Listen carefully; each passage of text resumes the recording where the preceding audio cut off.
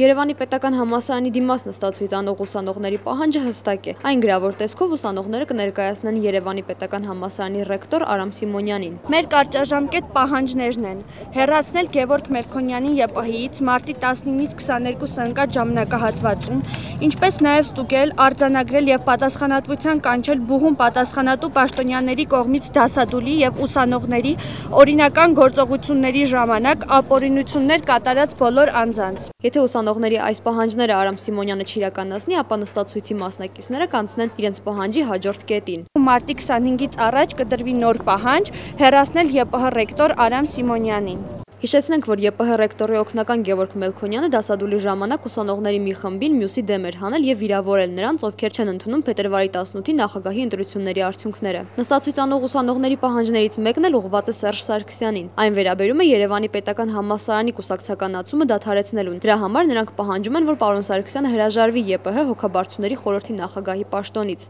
ԵՊՀ-ի հետ համագործակցող արտասահմանյան համալսարաններին կներկայացվեն ԵՊՀ-ի գործունեության մանրամասները։ Իդեպ պահանջատերերը ոչ միայն ԵՊՀ ուսանողներ են, այլև նրանց միացել են նաև այլ բուհերից։ Նստածույցին զուգահեռ ուսանողները նաև ստորագրահավաք են իրականացնում իրենց պահանջները կյանքի կոչելու համար։ Մոտավորապես 4000-ից 5000 կա արդեն ստորագրություն։ Նարինե Սարգսյան, Կարեն Չիլինգարյան, IPV։